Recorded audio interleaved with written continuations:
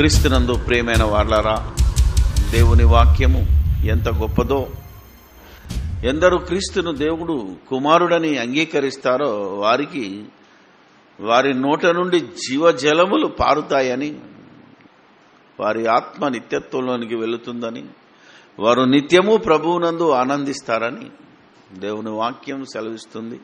అయినా ఎంతోమంది ఈ యొక్క సిలువ వేయబడిన క్రీస్తు బోధను గ్రహించలేక, వారి స్వనీతిని బట్టి, మన ముందున్న వారు బోధించిన బోధలను బట్టి ఇంకా సాతాను తంత్రములలో నుండి, మాయలో నుండి బయటికి రావటం లేదు.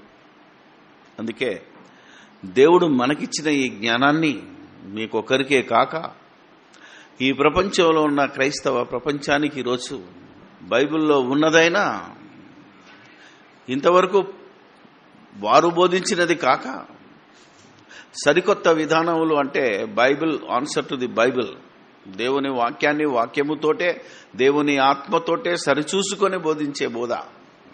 ఈరోజు ఇది కేవలం ఓన్లీ ఒక ఇన్స్టిట్యూట్ ఆఫ్ బైబిల్ టెక్నాలజీకే కాకుండా సార్వత్రిక సంఘానికి తెలియచేయాలనే ఆశతోటే ఈరోజు మనం బైబిల్ను చదవటం, పరిశీలించటం, బోధించటం.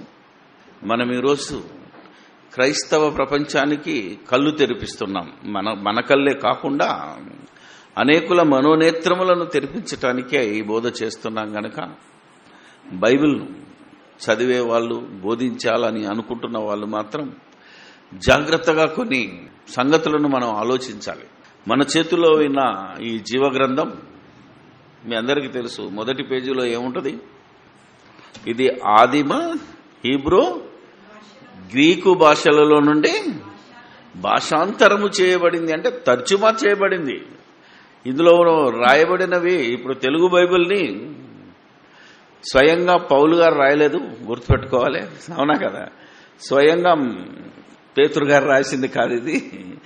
దీన్ని వారు రాసిన దాన్ని వారు భాషలో ఉన్న అర్థాలను వెతుక్కొని మన భాషలోనికి తర్జుమా చేశారు కనుక జాగ్రత్తగా మీరు ఆలోచించాలి. పరిశుద్ధాత్మతో, ప్రేరణతో రాయడం వేరు, పరిశుద్ధాత్మ నడిపింపుతో, సహాయముతో తర్జుమా చేయడం వేరు. ఇప్పటికీ ఈ తర్జుమాలో మన బైబిల్ 200 సంవత్సరాల క్రితం తెలుగులోనికి తర్జుమా చేయబడింది. ఇవన్నీ తెలుసుకోవాలి. ఎందుకంటే బోధకులమైన మనం, ఎందుకంటే బోధకులు కాబోతున్నారు కనుక, సువార్థికులు కాబోతున్నాం కనుక మరి కఠినమైన తీర్పు పొందాల్సి ఉంటుంది కనుక సత్యవాక్యమును సరిగా విభజించి ఉపదేశించాలి.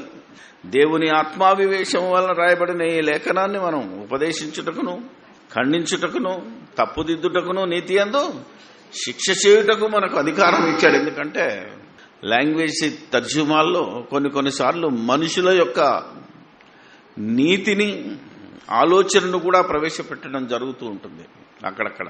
కానీ దేవుడు ఖచ్చితంగా భావాన్ని మార్చకుండా, కొన్ని చోట్ల పదాలు మారినా భావాన్ని మాత్రం జాగ్రత్త పడ్డాడు.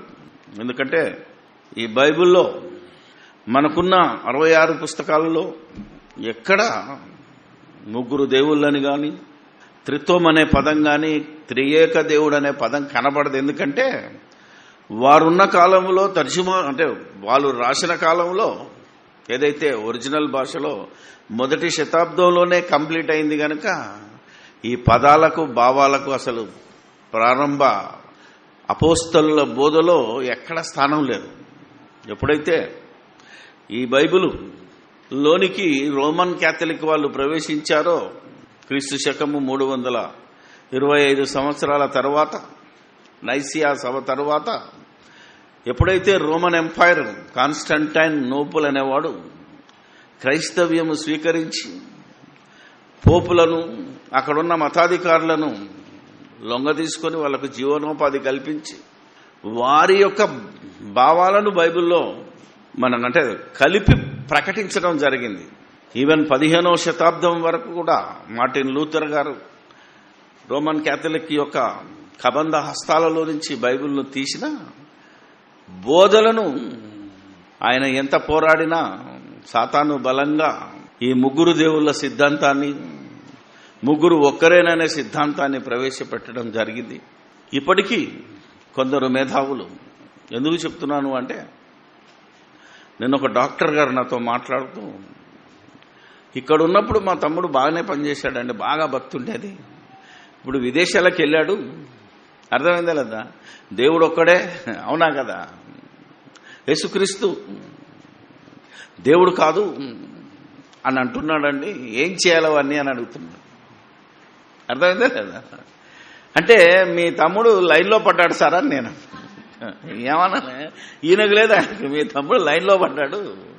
ఎందుకంటే లేఖనాలను పరిశోధిస్తే దేవుడు లేఖనాల్లో తన సిద్ధాంతాన్ని, తన భావాన్ని, తన జ్ఞానాన్ని ఇందులో భద్రపరిచాడు. ఎక్కడ పదాల యొక్క మార్పు జరిగినా ఆలోచన చేయండి. గత వారం మరి దేవునితో క్రీస్తు సమానుడా అని మనం మాట్లాడినప్పుడు దాదాపు ఒక 20 పైనే కామెంట్స్ వచ్చాయి. అందులో కొందరి కామెంట్స్కు మరి ఈరోజు సమాధానంగానే మాట్లాడుతున్నాను నేను. ఎందుకంటే చాలామంది తప్పుడు బోధలో ఉన్నవాడు మనల్ని తప్పుడు సాతాను బోధ అనే పరిస్థితి వచ్చింది కనుక ఆ ఒకరిద్దరే కాదు, ఈరోజు చుట్టుపక్కల ఉన్న వాళ్ళు చాలామంది ఏం చెయ్యాలో తెలియకుండా, ఎందుకంటే లోకమంతా ఒకవైపు ఉంది, బైబిల్లో ఉన్న జ్ఞానము కరెక్ట్గా ఉంది, దీన్ని నమ్మాలా వద్దనే సందిగ్ధంలోకి పడిపోతున్నారు చాలామంది మేధావులు అనేవాళ్ళు. చాలామంది పాస్టర్స్ కూడా బయటికి రాలేకపోతున్నారు. అవును, బైబిల్లో ఉన్నది నిజమే, కానీ 100 మంది ఏమో అది చెప్తున్నారు, వీళ్ళేమో ఈ ఐబిటి వాళ్ళు ఇది చెప్తున్నారు ఏంటి అని ఒక డోలాయమానమా సందిగ్ధంలో పడిపోయారు. అందుకే మనం సమాధానం చెప్పటానికి ఎల్లప్పుడూ సిద్ధంగా ఉన్నాం గనుక ఖచ్చితంగా దేవుని యొక్క మాటలను ఈరోజు మనం ఆలోచన చేద్దాం. ఒక గొప్ప సంగతిని ఈరోజు మనం మాట్లాడుకుందాం. హెబ్రీయులకు రాసిన పత్రిక 1వ అధ్యాయంలో ఎంత చక్కగా భక్తుడు రాసినా వీళ్ళకి అర్థం కావట్లేదు. హెబ్రీయులకు రాసిన పత్రిక 1వ అధ్యాయము జనాలను కన్ఫ్యూజ్ చేస్తున్నది కాదు, కన్ఫ్యూజ్ అయిపోయారు దీన్ని అర్థం కాక బోధించిన వాళ్ళతో. 5వ వచనాన్ని చూద్దాం. ఏలయనగా నీవు నా కుమారుడవు, నేను నేడు నిన్ను కనియున్నాను అనియు ఇదియుగాక నేను ఆయనకు తండ్రినై యుందును ఆయన నాకు కుమారుడై యుండును అనియు ఆ దూతలలో ఎవనితోనైనను ఎప్పుడైనను చెప్పెనా. క్వశ్చన్ అంటే క్రీస్తుకు పూర్వమే ఒక నాతాను ప్రవక్త ద్వారా దావీదుతో మాట్లాడాడు, నీ గర్భంలో నుంచి, నీ సంతానంలో నుంచి ఒకని స్థిరంగా నిలబడతాను, ఆయన సింహాసనము నిరంతరము నిలుస్తుంది. ఇది కింద ఉంటుంది. ఇది నేను అతనికి తండ్రినై ఉంటాను, అతడు నాకు కుమారుడై ఉంటాడు అని యేసుక్రీస్తును గురించి దావీదుకు ప్రవచనం చెప్పబడింది. అలాగే దావీదు రాసిన కీర్తనలో 2:7 ఉంటాడు, దేవుడు యేసుప్రభుతో మాట్లాడతాడు. క్రీస్తుకు పూర్వం 1000 సంవత్సరాల క్రితం సంఘటన. నీవు నా కుమారుడవు, నేడు నేను నిన్ను. చూసారా, దేవుని కుమారుడని, యేసు నా ప్రియ కుమారుడు, నా కుమారుడని దేవుడు సాక్ష్యం ఇచ్చినా నమ్మలేని దుర్మార్గులు వీళ్ళు. దేవుని కుమారుడని ప్రకటిస్తుంటే మనం దేవుని సేవకులమే కాదని తప్పుడు ప్రచారం చేస్తున్నారు అంటే మనం ఆలోచించాలి. ఈరోజు మన విశ్వాసం బలపడటానికి కొన్ని జాగ్రత్తలు తీసుకుంటున్నాం. ఓకే, తర్వాత మరియు ఆయన భూలోకమునకు, ఆయన అంటే దేవుడు భూలోకమునకు ఆది సంభూతిని అంటే యేసుక్రీస్తును మరలా రప్పించినప్పుడు దేవుని దూతలందరూ ఆయనకు నమస్కారము చేయవలెనని చెప్పుచున్నాడు. దేవుని దూతలందరూ ఎవరికి నమస్కారం చేయాలి? యేసుక్రీస్తుకు నమస్కరించాలంటే దేవదూతలు. ఇంతకీ దేవదూతలు ఎవరు? కింద ఉంటుంది 7వ వచనం. తన దూతలను వాయువులుగాను తన సేవకులను అగ్ని జ్వాలలను గాను చేసుకునేవాడు అని తన దూతలను గురించి చెప్పుచున్నాడు. అంటే ఈ సృష్టి సమస్తము దేవదూతలమయం. ఈ సృష్టిలో ఉన్న సమస్తము అంటే దేవుడు సృష్టించిన సృష్టి, దేవుడు యేసుక్రీస్తు ద్వారా చేసిన ఈ సృష్టి, దానిలో ఉన్న సమస్తము ఎవరికి నమస్కారం చేయాలి? యేసుక్రీస్తుకు నమస్కారం చేయాలి. సృష్టిని గురించి మాట్లాడాడు. కానీ మనం సృష్టి కాదు, మనం ఎవరు? కుమారులం. మనకు నమస్కారం చేయమని చెప్పట్లేదు. మనం ఎవరికి నమస్కారం చేయాలి? మనము దేవునికి తప్ప ఇంకెవరికి నమస్కారం చేయడానికి వీల్లేదు, మొక్కకూడదు, పూజించకూడదు, స్తుతించకూడదు అని ఎన్నో ప్రసంగాలు చేసినా వీళ్ళకి అర్థం కాదు. అర్థం కాక ఒక రెఫరెన్స్ నాకు తెలియదని చూపించారండి. ఇప్పుడు చూపిస్తాను. ప్రకటన గ్రంథం 5వ అధ్యాయం 11, 12, 13 చూడండి ఎలా ఉంటుందో. మరియు నేను చూడగా సింహాసనమును జీవులను పెద్దలను ఆవరించి ఉన్న అనేక దూతల స్వరము వినబడెను. వారి లెక్క కోట్ల కొలదిగా ఉండెను. వారు వధింపబడిన గొర్రెపిల్ల శక్తియు, ఐశ్వర్యమును, జ్ఞానమును, బలమును, ఘనతయు, మహిమయు, స్తోత్రమును పొందనర్హుడని గొప్ప స్వరముతో చెప్పుచుండిరి. స్తోత్రార్హుడు కదా. ఎవరు చెప్తున్నారు? దేవదూతలు చెప్తున్నారు. రోమా 9కి వ్యతిరేకం అనుకుంటున్నారు వీళ్ళు, కానీ 9:5లో ఇప్పుడు కిందికి చదవము. అంతటా పరలోకమందును భూలోకమందును భూమి క్రిందను సముద్రములోను ఉన్న ప్రతి సృష్టము అనగా వాటిలోనున్న సర్వమును సింహాసనాసీనుడైన వానికిని గొర్రె పిల్లకును స్తోత్రమును, ఘనతయు, మహిమయు, ప్రభావమును యుగయుగములు కలుగును గాకని చెప్పుట వింటిని. ఆ 24 పెద్దలు కూడా సాగిలపడి నమస్కారం చేశారు. వాళ్ళు దూతలే, వీళ్ళు దూతలు. అంటే సృష్టి మొత్తము ఆయనకు నమస్కారం చేయాలి యేసు ప్రభుకి. ఎందుకంటే ఆయన సృష్టికి జీవాది పతిగా దేవుని చేత అధికారం పొందినవాడు. దేవుడే చెప్తున్నాడు. కానీ సృష్టము ఆయనను పూజించవచ్చు, కానీ అంటే దేవుడు కనిన పిల్లలు దేవుణ్ణి మాత్రమే పూజించాలి. ఇది యెహోవా సాక్షుల జ్ఞానం కాదు, ఇది క్రీస్తు సాక్షుల జ్ఞానం. ఇది సిలువ వేయబడిన క్రీస్తు బోధ. ఎందుకంటే ప్రవక్త యోహాన్ చెప్పింది అదే, ఇక్కడ హెబ్రీ గ్రంథకర్త చెప్పింది అదే. ఎక్కడ తేడా ఉండదండి. ఆయన దేవుని కుమారుడు అంటే ఆయనే తండ్రి అంటాడు ఒకడు, రెఫరెన్స్ పెట్టడు. వాడు విన్నది మాట్లాడుతుంటాడు తప్ప వాక్యంలో రెఫరెన్స్ ఉండదు. నేనే తండ్రిని అని ఎక్కడ యేసుప్రభు చెప్పలా. అపార్థం చేసుకున్న మాటలను కనుక గమనిస్తే, నేను తండ్రి ఏకమై ఉన్నావు, నన్ను చూసినవాడు నా తండ్రిని చూసినట్టే క్యారెక్టర్ విషయంలో అనుకోడు. అసలు దేవుని చూసినవాడు ఎవడు బతకడు కనుక నన్ను చూస్తే దేవుని చూసినట్టు ఎట్లయితుంది అనే ఆలోచన రాదు వీళ్ళకి. అందుకే ఇవన్నీ చెప్పిన తర్వాత ఇక్కడ ఒక అద్భుతమైన సంగతి. ఇక్కడ ప్రశ్న ఇప్పటికీ చాలా మంది క్లారిటీ లేదు గనక ఇప్పుడు మనం మాట్లాడుకుందాం. 8వ వచనం, 9వ వచనం. ఇది ఈరోజు మెయిన్ ఇది అన్నమాట.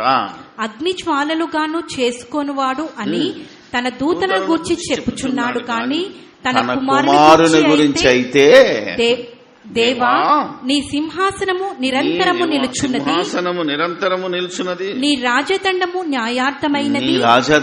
న్యాయార్థమైనది, నీవు నీతిని ప్రేమించితివి, దుర్నీతిని ద్వేషించితివి. అందుచేత దేవుడు నీ దేవుడు నీ తోడి వారి కంటే నిన్ను హెచ్చించినట్లుగా ఆనంద తైలముతో అభిషేకించను. దిస్ ఇస్ ద మోస్ట్ తప్పుడుగా, అంటే కన్ఫ్యూజన్ చేసుకున్న వర్డే ఇక్కడ ప్రపంచంలో దీనిని ఛేదించలేక ఈరోజు చాలా మంది బైబిల్ కాలేజీ ప్రొఫెసర్స్ అని, డైరెక్టర్స్ అని, ప్రిన్సిపాల్స్ అని అనుకున్న వాళ్ళు ఏ విధంగా మరి దేవుని కుమారుణ్ణి బోధను నాశనం చేస్తున్నారో. మొన్న వరంగల్ నుంచి నాకు ఒక ఫోన్ వచ్చింది. అక్కడ ఒక తమ్ముడు యేసు దేవుని కుమారుడని గట్టిగా బోధిస్తుంటే, ఈ గ్యాంగ్ ఏదైతే ఉందో, ఈ అజ్ఞానులు, ఇంటర్నేషనల్ అజ్ఞానుల శిష్యులు ఏం చేస్తున్నారంటే, వీడికి పిచ్చి పట్టింది. చూడు, అందరేమో ఇట్లా అంటుంటే ఈయనకు పిచ్చి పట్టింది అని అతన్ని పిచ్చోడుగా చేసి ఇప్పుడు అతడు మెంటల్ హాస్పిటల్లో ట్రీట్మెంట్ తీసుకుంటాడు. అంటే దయ్యము ఏ రీతిగా ఒక వ్యక్తిని దేవుని కుమారుడని నమ్మిన వాణ్ణి కాకులు పొడిచినట్టు పొడిచిందో ఆలోచన చేయాలి. ఎందుకు నేను చెప్తున్నానంటే, ఈరోజు జరిగిన వాస్తవం అది. ఆ పిల్లోడు ఏదైతే మానసిక ఏమంటారు చికిత్సాలయానికి వెళ్తూ, నన్ను పిచ్చోళ్ళు చేస్తున్నారన్న ఇక్కడ ఈ BOI వాళ్ళు, నన్ను బతకనిస్తలేరన్నా అని ఏడుస్తూ ఫోన్ చేశాడు ఆయన. ఆలోచన చేస్తే ఏం చదువుతున్నారు వీళ్ళు బైబిల్ని? అందుకనే ఖచ్చితంగా మరొకసారి వారి వాదనకు మనం తెలియచేయాల్సి వచ్చింది. ఏమంటున్నారంటే, చూసారా ఇక్కడ దేవుడే యేసుక్రీస్తును దేవా అని పిలుస్తున్నారు, నీకేము నొప్పయ్యా అన్నాడు అన్నట్టు. దాని ప్రశ్న అదే, దాని అర్థం అది. ఇంతకీ దేవుడు యేసుక్రీస్తును దేవా అని పిలవగలడా? That is my question. ఇంతకీ ఈ లేఖనం ఎక్కడ రాసిన దాన్ని, ఎవరు దీన్ని ఇక్కడ రాసి పెట్టారు అనేది కనుక మనం ఆలోచించగలిగితేనే అద్భుతంగా ఉంటుంది. ఎందుకంటే ఈ పైన కొటేషన్లన్నీ మీరు బైబిల్ చదువుతున్నప్పుడు గుర్తుపండి, ఇట్లా గీత రాసి సపరేట్గా పెట్టాడంటే ఇది పాత నిబంధనలో రాయబడిన మాట. ఎక్కడ నీవు నా కుమారుడు అన్నది కూడా పాత నిబంధనలో, నేను ఆయనకు తండ్రిని అనేది కూడా పాత నిబంధన, తన దూతలను అనేది కూడా పాత నిబంధనలు. ఇవన్నీ కీర్తనలో ఉంటాయి. ఆలోచన చేయాలి. ఇప్పుడు దేవాని సింహాసనం అనే దాని ముందు కూడా గీత పెట్టాడంటే ఇది లేఖనాలలో రాయబడిన మాట. ఇంకా కింద కూడా 10వ అధ్యాయంలో ప్రభువా నువ్వు ఆది యందు భూమికి, ఇది కూడా పాత నిబంధనలో ఉన్నమాట, కీర్తనాకారుడు రాసిన మాట. ఇది బైబిల్ చదివేటప్పుడు క్రైస్తవుడు ఆలోచించాలి, మీరు కూడా ఆలోచించాలి. ఇదే ఇన్స్టిట్యూట్ ఆఫ్ బైబిల్ టెక్నాలజీ అంటే బైబిల్ చదివే టెక్నిక్ అంతే. ఇదే టెక్నాలజీ కాదు, ఇంజనీరింగ్ కాదు, సైన్స్ కాదు. ఇది విధానము, నిపుణత అంటారు, నైపుణ్యత, టెక్నీషియన్. ఆలోచన చేయాలి. పాస్టర్ అనగానే బోధకు అనుకుంటున్నాను, యూఆర్ ద టెక్నీషియన్. బైబిల్ చదవటమే కాదు, బోధించటమే కాదు, ఎదురొచ్చినోనికి స్క్రూ తిప్పేయాలి. నువ్వు స్క్రూ లూజ్ అయిన వాడు ఉంటాడు కదా, ఆయన స్క్రూ టైట్ చేయాలి మెకానిక్గా, టెక్నీషియన్గా. అందుకనే చదివే విధానాన్ని మీరు నేర్చుకోండి. నువ్వెవడు నాకు చెప్పడానికంటే నేనేం చేయలేను, కానీ నేర్చుకోవాలి, బోధించాలనే వాడికి అర్థమవుతుంది. ఇప్పుడు నేను తప్పుడేమన్నా చెప్తే చూసుకోండి ఇక్కడ బైబిల్లో ఉందో లేదో. ఇప్పుడు దేవా నీ సింహాసనము నిరంతరము నిలుచున్నది, నీ రాజదండము న్యాయార్థమైనది. దీని మీద మనం ఆలోచిద్దాం. ఇంతకీ లేఖనం ఎక్కడిది? కీర్తనల గ్రంథము చదువుదాం, 45వ అధ్యాయము. ఈ కీర్తన రాసిన వారు కోరహు కుమారులు. ఇప్పుడు వీళ్ళు ఏం మాట్లాడుతున్నారో కనుక మనం మాట్లాడితే కీర్తిస్తున్నట్టే, నేను రాజును గూర్చి రచించిన దానిని పలికెదను. రాజెవరు? ఆలోచన చేయాలి. యేసుక్రీస్తు ఏమన్నాడంటే నేను రాజును అన్నాడు. ఆయన పుట్టినప్పుడే ఏమన్నారు వాళ్ళందరూ? యూదులకు రాజుగా పుట్టినవాడు. ఈ రాజెవరు అంటే దావీదుకు వాగ్దానం చేసిన రాజునే. ఎందుకంటే దావీదు కుమారుడు రాజ్యమేలుతాడు. మీకు యెషయా గ్రంథంలో ఏలయనగా మనకు శిశువు పుట్టెను, అతని మీద రాజ్యభారము ఉండును. ఇంకా రాజుగా పుట్టాడు, రాజ్యభారం మోస్తాడు.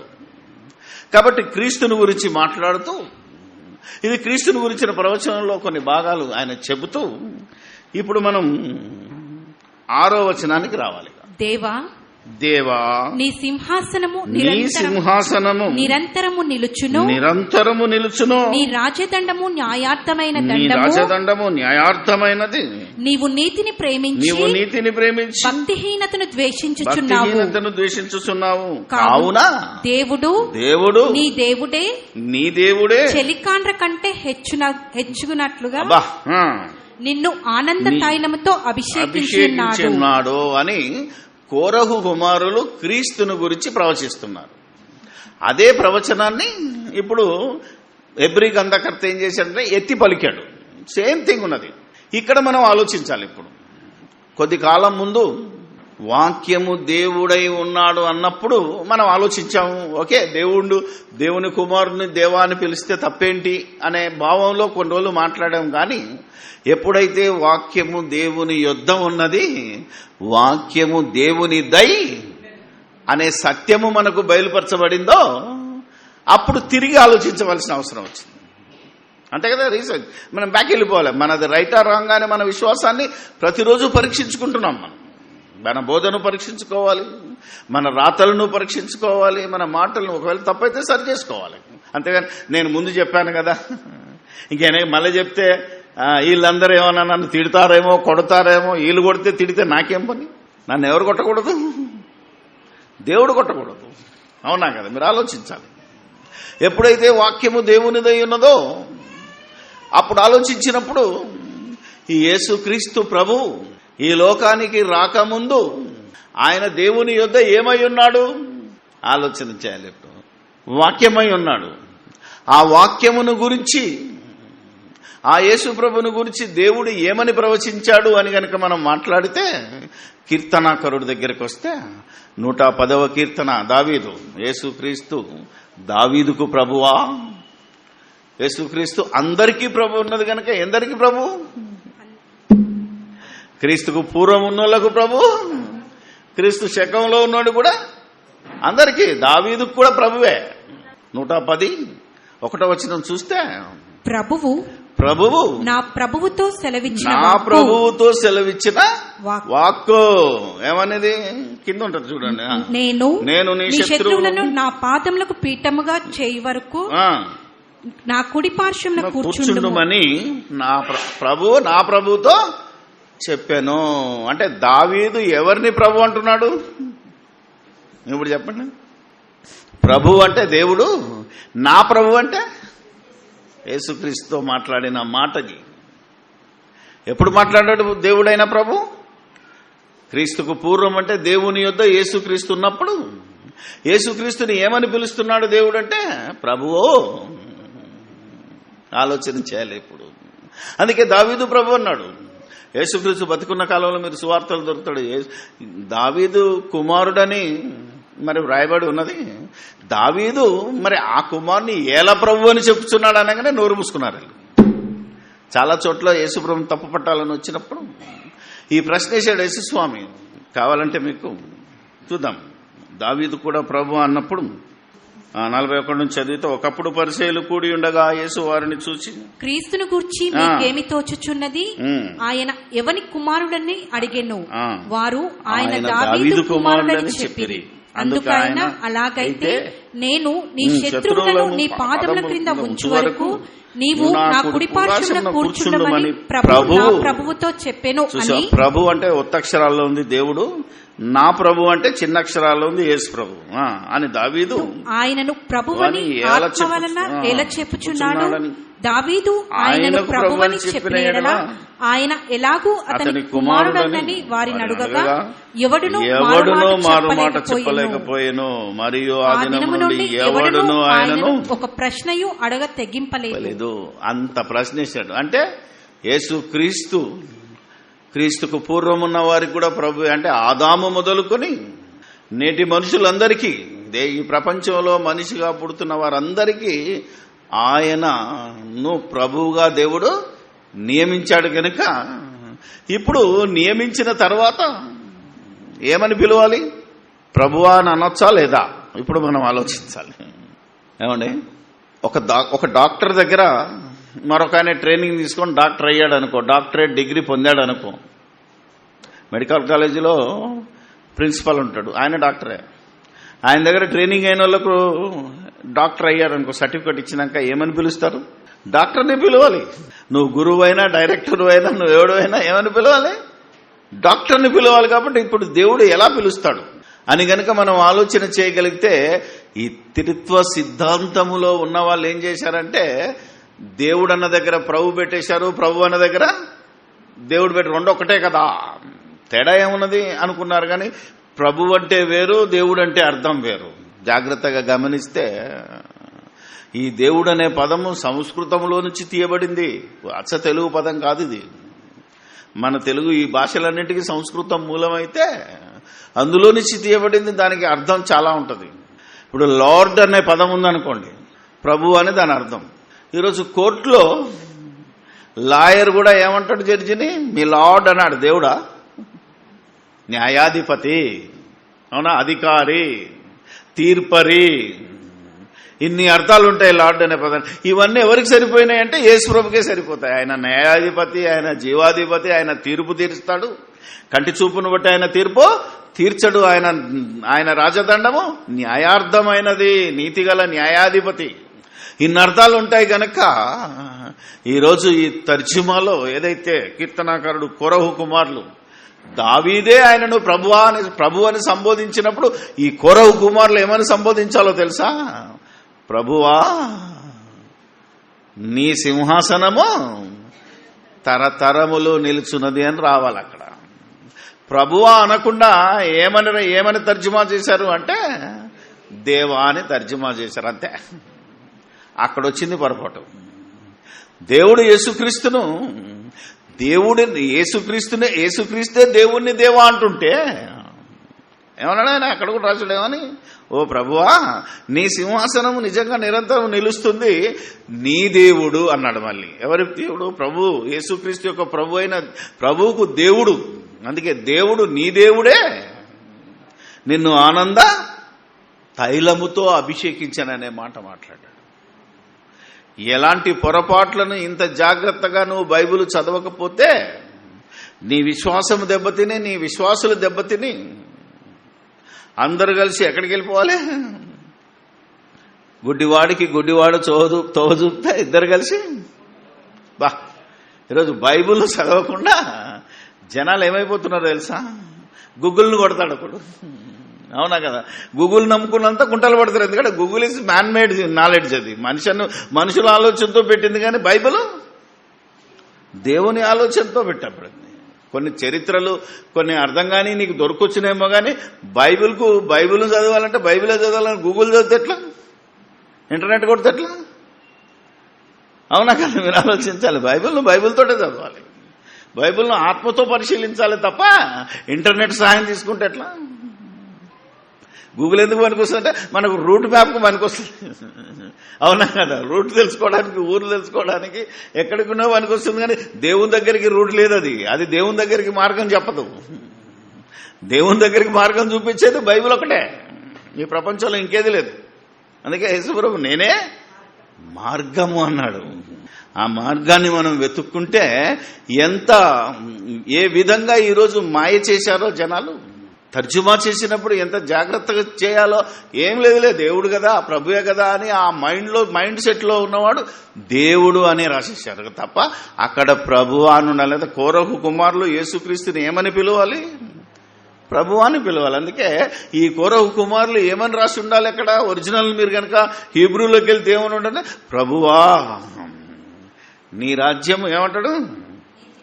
నీ సింహాసనము నిరంతరము నిలిచినది. ఎందుకు చెప్తున్నాడు ఇది?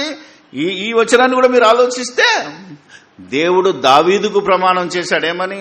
నీ సంతతిలోనున్నవాడికి నేను సింహాసనాన్ని ఇస్తాను అని వాగ్దానం చేశాడు. ఇప్పుడు అది కూడా చూడవచ్చు మీరు కీర్తనలో. దావీదు సింహాసనం, దావీదు కుమారుడు యేసుక్రీస్తు ఈ లోకానికి వచ్చిన తర్వాత మరియమ్మతో మాట్లాడుతున్నప్పుడు దేవదూత ఆయన దేవుని కుమారుడు అనబడును, ఆయనకు తన తండ్రి అయిన దావీదు సింహాసనాన్ని ఇస్తాడని లూకాసు వార్త 2వ అధ్యాయంలో దేవదూత మళ్ళీ మరియమ్మతో చెప్పిన మాటను మనం జ్ఞాపకం చేసుకుంటే కీర్తనలు 89లో కొన్ని మాటలు మనం చూసుకుందాం. 34 నుంచి, నా నిబంధనను నేను రద్దుపరచను, నా పెదవుల గుండా బయలు వెళ్లిన మాట మార్చను. అతని సంతానము శాశ్వతముగా అతని సంతానం అంటే దావీదు సంతానము శాశ్వతముగా ఉండునని, అతని సింహాసనము సూర్యుడున్నంత కాలము నా సన్నిధిని ఉండునని, చంద్రుడున్నంత కాలము అది నిలుచునని, మింట నుండి సాక్షి నమ్మకముగా ఉన్నట్లు అది స్థిరపరచబడునని, నా పరిశుద్ధత తోడని నేను ప్రమాణము చేసి తిని దావీదుతో నేను అబద్ధమాడను. దేవుడు అబద్ధికుడు కాదు. దావీదుతో చేసిన ప్రమాణాన్ని బట్టి, అతనికి ఇచ్చిన వాగ్దానాన్ని బట్టి అతని సింహాసనంలో వచ్చిన వాళ్ళనే రాజులుగా చేసుకొచ్చాడు.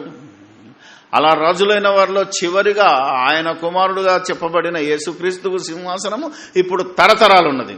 ఇప్పుడు యేసుక్రీస్తే రాజు, యేసుక్రీస్తే ప్రభు. ఈ ప్రపంచంలో ఉన్న ప్రతి ఒక్కడికి న్యాయం తీర్చేది యేసు ప్రభువే. అతని సింహాసనం ఎంతకాలం ఉంటుందట? సూర్యుడు ఉన్నంతకాలం అంటే నిరంతరం. ఈ సూర్యుడు చంద్రుడు ఈ భూమి కాలిపోయేంత వరకు యేసుక్రీస్తే మనకు రాజు, యేసుక్రీస్తే మనకు ప్రభువు, యేసుక్రీస్తే మనకు తీర్పరి, యేసుక్రీస్తే మనకు జీవాధిపతి. ఇంత జ్ఞానం ఉంది ఇందులో. అందుకే ఇంత ఆలోచించినప్పుడు యేసు రాజును ప్రభు అంటారు, రాజా అంటారు. అందుకే రాజును గురించి నేను కీర్తన చేసేదను, రాజును గురించి నేను ధ్యానించేదని అంటాడు కీర్తన ప్రారంభంలో. ఆ రాజు ఎవరంటే యేసుక్రీస్తు. ఆయన రాజులకు రాజు అని రాయబడి ఉంది కనుక ఈ రాజును కోరహు కుమారులు ఏమని సంబోధించాలి అంటే, ప్రభువా నీ సింహాసనము నిరంతరము నిలుస్తున్నది. అదే కొటేషన్ మళ్ళీ ఎబ్రీలోకి వచ్చేసరికి ఎబ్రీ 1వ అధ్యాయంలో కూడా ఏమని రాసి ఉండాలి అంటే, ప్రభువా నీ సింహాసనము నిరంతరము. ఇంత క్లారిటీ ఉండాలి. ఇంత ఆలోచనతో మనం బైబిల్ చదివితే మన విశ్వాసం సరి అయినది. ఆలోచన చేద్దాం. ఇదే విషయాన్ని ఇప్పుడు మళ్ళొకసారి ఎక్కడ ఏది ఉండాలో మార్చిన సంగతి చెప్తాను ఇప్పుడు మీకు. అపోస్తల కార్యాలు 20వ అధ్యాయము. అందుకే బైబిల్ చదవాలని, మీరు చదువుకుంటే మంచిదని, చదువు రావాలని ఎందుకు చెప్తున్నాను, మీ పిల్లల్ని ఖచ్చితంగా చదివించమని. ఇప్పటికంటే అయిపోయిందమ్మా కొందరు, అవునా కదా? చదువు రాలేదనుకో అమ్మా, మీ బిడ్డతో మీ కొడుకుతో ఇంటికెళ్ళి చదివించుకోవాలి. జాన్ సార్ చెప్పింది రైటా రాంగా, ఆయన ఏమైనా కలిపాడా లేదా అనే ఆలోచన నీకు ఉండాలి. ఎందుకంటే ఇది మనల్ని పరలోకం చేర్చే బోధ. ఒకరోజు ఏదన్నా తినకూడదు తిన్నామనుకో, వామిటింగ్ అన్న అవుతుంది, మోషన్ అయితే వెళ్ళిపోతుంది, రోగం వస్తుంది, 3 రోజులు సెట్ అయిపోతావు. కానీ ఇది వినకూడదు, విని తినకూడదు, దీన్ని తిన్నామనుకో, దీనిలో నీకు ఏ యుగంలోనూ క్షమాపణ లేదు, స్వస్థత రాదిక. అందుకే బైబిల్ మీద జాగ్రత్త పడాలి, ఆలోచన చేయాలి. మనం ఆలోచన చేస్తేనే నీ బతుకు బాగుంటుందనే బాధతో చెప్తున్నాను నేను. ఇది దేవుని బోధ. ఒక మనిషిగా, దేవుని కుమారుడిగా నా బాధ ఇది, అంతకంటే మించేం లేదు. ఇప్పుడు అపోస్తల కార్యములు 20వ అధ్యాయం, ఇక్కడ ఏమైనా ఉండాలో చూడండి. ఏం రాశారు మనోళ్ళు? 27, 28 చదవండి. దేవుని సంకల్పమంతయు, దేవుని సంకల్పమంతయు మీకు తెలుపకుండా. చూసారా, దేవుడు ఏదైతే మాట్లాడుకుంటూ వచ్చాడో, ఏం మాట్లాడాలనుకున్నాడో, ఎన్ని వేల సంవత్సరాలకైనా క్రీస్తు 2వ రాకడ వరకు ఏది మనుషుల ఎడల బయలుపరచాలనుకున్నాడో, మనుషులకు బయలుపరచాలనుకున్నాడో, మనుషులకు ధర్మ విధులను ఇవ్వాలనుకున్నాడో, మనుషులు ఎలా తన దగ్గరికి రావాలనుకున్నాడో, ఎలా తమ విశ్వాసాన్ని కాపాడుకుంటూ, పూర్వకాలం ఉన్న భక్తులు ఎలా విశ్వాసమును బట్టి ఎలా రాజ్యాలను జయించారో, ఎలా హతసాక్షులయ్యారో, వాటన్నిటిని బట్టి దేవుడు రాసిన సంకల్పం అంతా మీకు తెలుపకుండా నేనేమీ దాచుకోలేదని పౌలు చెప్పినాడు. అందుకే పౌలు బోధే మనల్ని కాపాడుతుంది. యెషయా బోధ మనల్ని కాపాడది, కోరవ కుమారుల బోధ మనల్ని కాపాడది. అసలు ఈ కోరవ కుమారులు రాసిన దాని గురించి మనం పట్టించుకోవాల్సిన అవసరం లేదు. కానీ అది మళ్ళీ ఎబ్రిలోకి వచ్చింది కనుక దాని గురించి ఆలోచించాల్సి వచ్చింది. వాళ్ళు మాట్లాడింది వాళ్ళు మాట్లాడుకోవచ్చు, మనల్ని మనం అనుమన్నది ఏంటిది? వాళ్ళు అన్నారు. ఆ జ్ఞానము, ఇంత జ్ఞానము, దైవచరుడైన ప్రతి వాడు సన్నద్ధుడై దైవావేశం వల్ల కలిగిన ప్రతి లేఖనాన్ని ఉపదేశించాలంటే నీకు ఆదికాండం నుంచి ప్రకటన గ్రంథం వరకు ఏముందో, ఎందుకుందో, ఎలా ఉందో ఇంత జ్ఞానం ఆలోచించకపోతే మన విశ్వాసం దెబ్బతింటది. అందుకే ఇప్పుడు చూడండి, దేవుడు తన స్వరక్తమిచ్చి సంపాదించిన తన సంఘమును కాయుటకు పరిశుద్ధాత్మ మిమ్మును దేనియందు అధ్యక్షులుగా ఉంచెను. ఆ యావత్తు మందను గూర్చియు మీ మట్టుకు మిమ్మును గూర్చియు జాగ్రత్తగా ఉండు. ఈ వాక్యమే నన్ను హెచ్చరించి ఇన్ని ప్రసంగాలు చేయించింది. నేనే కాదుగా, నా మంది ఉన్నారనుకో ఇప్పుడు, అవునా కదా? ఈ బోధ విని వచ్చారు మీ దగ్గరకు, ఐబీటీకి రాగానే నన్ను నమ్మిన వాళ్ళు కాదు, కానీ అన్న చెప్తున్న దాని ప్రకారంగా యేసు ప్రభు దగ్గర నమ్మకంతో వచ్చారు. మీరు నన్ను నమ్మొద్దు సుమా, మీరు నమ్మాల్సింది ఎవరిని? యేసు ప్రభునే. నన్ను వదిలేయచ్చు, ఒకవేళ తప్పు చెప్పినా ఏం చెప్పినా అసలు నా గురించి చెప్పనే వద్దని చెప్తుంటాను నేను. ఎక్కడికి వెళ్తారంటే జాన్ గారి చర్చ్ అన్నది. ఇది జాన్ గారి చర్చ్ కాదు, ఇది క్రైస్ట్ చర్చ్. ఇది ఎవరి చర్చ్? క్రీస్తు సంఘం. ఇది క్రీస్తు స్వరక్తమిచ్చి సంపాదించిన సంఘం. ఆలోచన చేయండి. ఈరోజు మనుషులు ఏమంటున్నారంటే, ఏడికి వెళ్తారంటే మేము పలానా చర్చికి. మనుషుల పేర్లు ఎందుకు చెప్పుకుంటున్నారు మీరు? వ్యక్తుల పేర్లు ఎందుకు వచ్చారు మీరు? ఏ వ్యక్తి మన కోసం రక్తం కార్చలేదే, ఏ వ్యక్తి మన పాపం కోసం తన ప్రాణాన్ని పెట్టలేదే. అందుకే సంఘం ఎవరిది? బైబిల్లో ఏమని చెప్పాడు? ఆలోచన చేస్తే ఇప్పుడు చదువుదాం మనం. దేవుడు ఏమైనా స్వరక్తం ఇచ్చాడా? అసలు దేవుడికి రక్తం ఉందా? దేవుడు నరుడా? దేవుడు మనిషి కాడు కదా. మనిషి అయినోడికే రక్త మాంసాలు ఉంటాయి, మనిషి కానోడికి రక్త మాంసాలు ఉంటాయి. మనిషి అయినోడు దేవుడు కాదు, దేవుడు ఎప్పుడు మనిషి కాడు, మనిషి కాలేదు. ఇది మీరు గుర్తుపెట్టుకోవాలి. దేవుడు ఎప్పుడు అవతారం ఎత్తి భూమి మీదకి రాలేదు కనుక మనుషులుగా ఈ భూమి మీద బ్రతికున్నాడు ఎవడు మనిషి, దేవుడు కాదు. ఇంక్లూడింగ్ మన ప్రభువైన యేసుక్రీస్తుతో సహా. తల్లి గర్భము నుంచి రక్తమాంసములు పంచుకొని పుట్టిన ఏ వ్యక్తి దేవుడు కాడు. ఇది లా. అందులో యేసు ప్రభు కూడా ఉన్నాడు. ఆలోచన చేయాలి. ఇప్పుడు దేవుడు అన్న దగ్గర ఏం పెట్టాడు? కొంత ఫుట్ నోట్ ఇచ్చి ప్రభు అన్నాడండి. ఈ ప్రభు అనేది కింద పడేసి దేవుడు అనేది మీదికి పెట్టేసరికి మనలో కొమ్ములు వచ్చాయి. దేవుడు స్వరక్తం ఇచ్చాడని ఉంది కదండి అంటే యేసు ప్రభు దేవుడు అండి అన్నాను అనుకోండి. ఇప్పుడు బైబిల్ స్టడీ మరి అడగాలి కదా మన ఆలోచన. దేవునికి రక్త మాంసాలు ఉన్నాయా? లేవుడు దేవుడు మనిషా? కాడు. ఆయన నరుడు కాడు. బోలెడు రెఫరెన్సులు ఉంటాయి. చివరిగా హోషేయ గ్రంథం ఉంటుంది, సమూయేలు గ్రంథం ఉంటుంది, అన్నిట్లలో ఉంటుంది. నీవు నిర్గమాకాండం మొదలుకొని సంఖ్యాకాండం మొదలుకొని నువ్వు ఏ వచనాన్ని చూసినా ఏ అధ్యాయాన్ని చూసినా దేవుడు నరుడు కాడు అని ఉంటుందంటే ఇప్పుడు నరుడైన వాడిని నువ్వు దేవుడు అంటావంటే అది నీ ఏమంటారు దాన్ని ఆలోచన చేయండి. హోషేయ గ్రంథం 11వ అధ్యాయం 9వ వచనం చదవండి.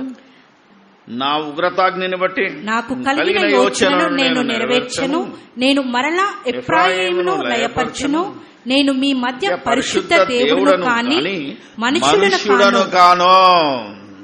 వండర్ఫుల్ గా చెప్పాడంటే ఈ దేవుడు మనిషిగా రాలేదు, గుర్తుపెట్టుకోండి. మనుషులను కాను. ఎంత బాగా చెప్పాడండి.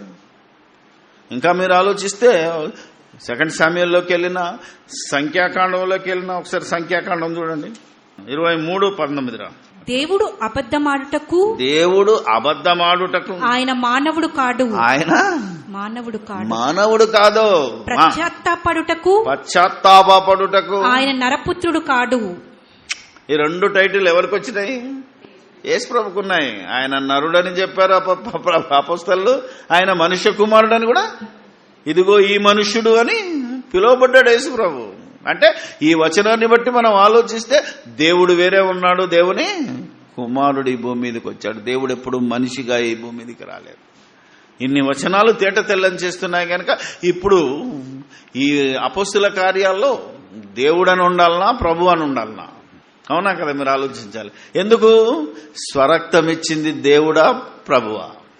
ఇప్పుడు బైబిల్ చూద్దాం, తప్పే ఉన్నది. బోల్డ్ రెఫరెన్స్లు ఉంటాయి దీనికి. హెబ్రీ పత్రిక, ఇదే హెబ్రీ పత్రిక.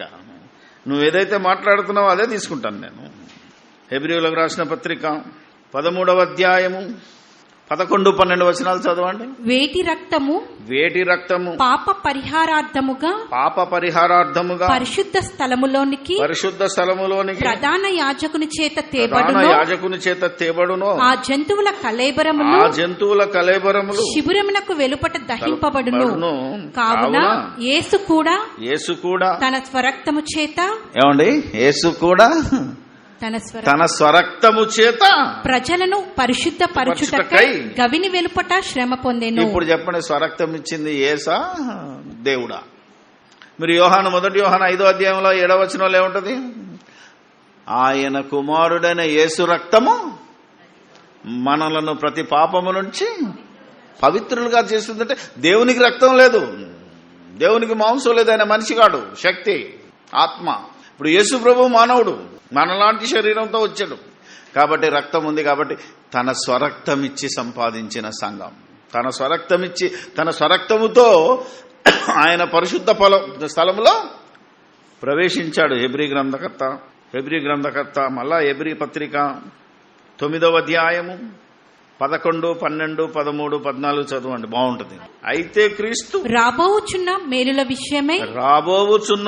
విషయమై ప్రధాన యాజకుడుగా వచ్చి తానే నిత్యమైన విమోచన సంపాదించి హస్తకృతము కానిది అనగా ఈ సృష్టి సంబంధము కానిది మరి ఘనమైనది పరిపూర్ణమైనది గుడారము ద్వారా మేకల యొక్కయు కోడెల యొక్కయు రక్తముతో కాక తన స్వరక్తముతో.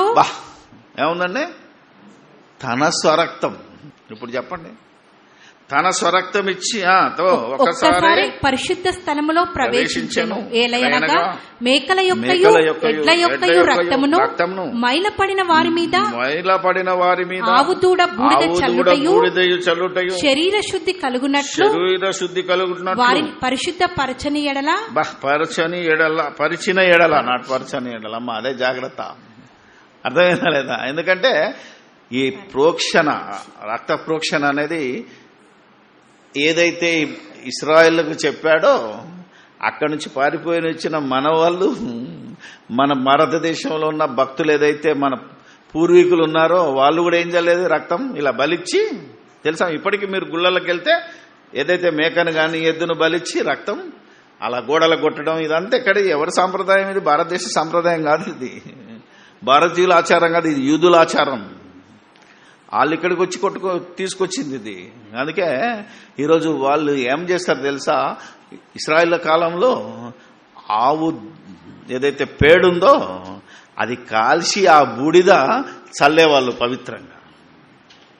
ఇప్పటికి మనోళ్ళు ఆవును ఎందుకు పూజిస్తున్నారో తెలుసు, అందుకే.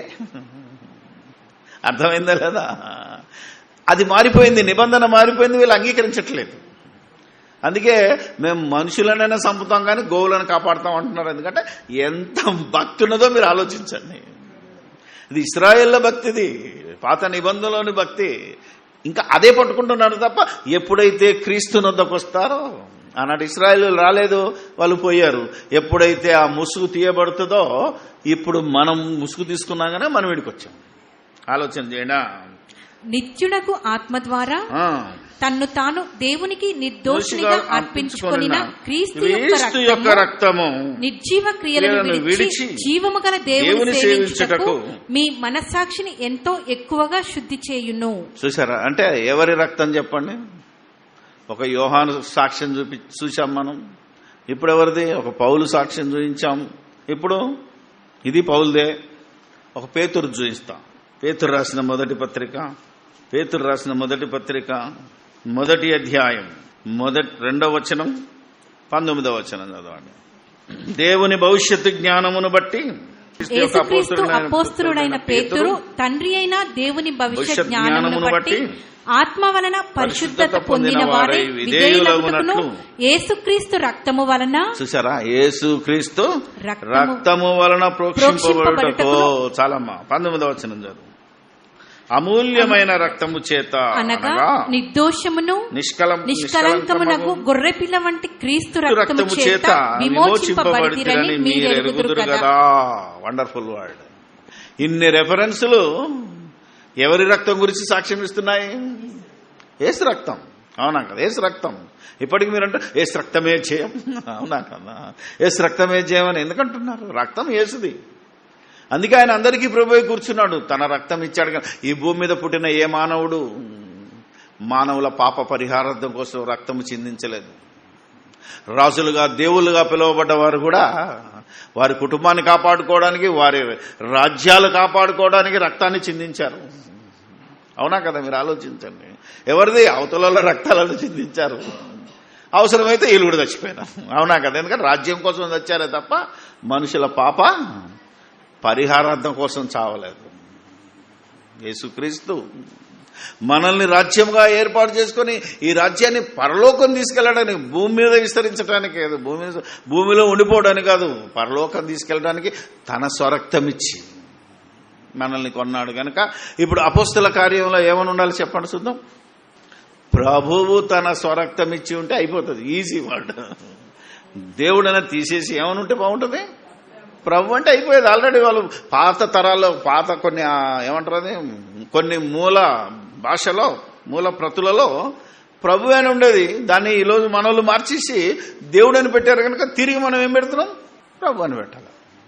ఒకవేళ లేదు బ్రదర్ నేను దేవుడు అనే పెడతానన్నాం అనుకో, అప్పుడు ఆడ కరెక్షన్ ఏముంటుందో తెలుసా? దేవుడు తన సొంత కుమారుని రక్తమిచ్చి సంపాదించిన సంఘం. ఏదైనా ఇది కలపడం కాదు, సరి చేసుకోవడం. ఇంత జ్ఞానం ఉంటే కదా, ఇంత ఆలోచన ఉంటే కదా. మన పూర్వీకులకు లేకపోవచ్చు. వాళ్ళు అప్పుడు కొత్తలో కాబట్టి ఎవడైతే విదేశాల నుంచి వచ్చిన వాళ్ళు కూడా త్రిత్వం నమ్మిన వాళ్ళే కనుక వాళ్ళు చెప్పిందే 4 మాటలు చెప్పారు. దేవునికి రక్తమాంసములు లేవు కనుక కుమారుడికి రక్తమాంసాలు ఉన్నాయి కనుక కుమారుడు మనల్ని కాపాడాడు కనుక ఇప్పుడు ఏమని ఉండాలి? దేవుడు తన సొంత కుమారుని రక్తమిచ్చి, లేదా ప్రభు అంటే యేసుక్రీస్తుకు, నో డౌట్ అట్ ఆల్. ఇంకా మళ్ళీ దేవుని దగ్గరికి వెళ్లాల్సిన పని లేదు. మనం ప్రభువు తన స్వరక్తమిచ్చి సంపాదించిన తన సంఘమును కాయుటకు. ఇప్పుడు తన సంఘాన్ని ఆయన రక్తంలో మీరు కరగబడ్డారు కనుక మిమ్మల్ని కాయుటకు నేనెంత జాగ్రత్త తీసుకోవాలో నాకు ఇప్పుడు తెలిసి వస్తుంది. అందుకే అన్ని రివైజ్ చేస్తున్నాం, మనం అప్డేట్ అవుతున్నాం. ఎందుకంటే మనకు పరలోకం కావాలి. లాస్ట్ మినిట్లో కూడా అప్డేట్ అవ్వాల్సిందే. నేను ఇంతే అని కూర్చున్నావు అనుకో, నువ్వు ఇంతే, అక్కడికి వెళ్ళలేవు. కాబట్టి అప్డేట్ అవ్వాలి. అందుకే ఇక్కడ ప్రభు, కాబట్టి ఇక్కడ ప్రభువే, ఇప్పుడు మనం అక్కడ కీర్తనకారుడి దగ్గరికి వెళ్ళినా ప్రభువే. అందుకని ప్రభువా నీ సింహాసనము నిరంతరము నిలుచున్నదే. ఇలా నువ్వు రైట్ చేసుకొని సరి చేసుకుని దైవచనుడుగా సంపూర్ణముగా సిద్ధపడి దేవుని ఆత్మ ఆవేశం వలన కలిగిన ప్రతిలేఖనము కీర్తనలో కావచ్చు, అపోస్తల కార్యములో ఉండొచ్చు, నిర్గమకాండంలో కావచ్చు, యోహాను సువార్తలో ఉండొచ్చు. ప్రతిదాన్ని సరిచూసుకొని సరి చేసుకొని 2-3 సాక్ష్యాలను రుజువు చూసుకొని స్థిరపరిచి సిద్ధపరిచి దాన్ని రుజువు చేసి ప్రకటించి నీ బహుమానం నువ్వు పొందుకోమన్నాడు దేవుడు. కాబట్టి విన్న మీరు కూడా ఏ విధంగా రియాక్ట్ అవుతారో ఆలోచించుకొని ప్రభువా నీ సింహాసనము నిరంతరము నిల్చున్నది అని దేవాని దగ్గర రౌండ్ చేసి ప్రభువాని కరెక్షన్ చేసుకొని మనం చదువుకున్నట్టయితే అసలు ఏ కాంట్రడిక్షన్ లేదు, ఏ కాంట్రవర్సీ ఉండదు. మన విశ్వాసం సరి అయిందా ఉంటుంది. కనుక ఈ విధంగా మనం బోధ చేసుకుంటూ ముందుకెళ్లాలని ప్రభు పక్షాన మిమ్మల్ని కోరుకుంటూ ప్రార్థన చేసుకుంటాం. పరిశుద్ధుడమైన మా తండ్రి, పరలోకమందును నిన్ను నమ్మినా నమ్మకపోయినా, మోకరించినా మోకరించకపోయినా, దేవా నమ్మినట్టు నటిస్తూ సాతాను బోధలో ఉన్న ప్రతి ఒక్కరిలో ఒక్కరిగా ఉన్నావు. కానీ సాతాను మాయోపాయం చేత వాడు కట్టిన దుర్గములను తెలుసుకోలేక వాడి తంత్రాలకు బలి అనేక మంది తప్పుడు మార్గంలో వెళ్తూ నిత్యము హేయులగుటకు దేవా ముందుకు వెళ్తున్నారు. నీ చేత అక్రమము చేయువారలా అని పిలుచుకునేటట్టు మీ కుమారుని చేత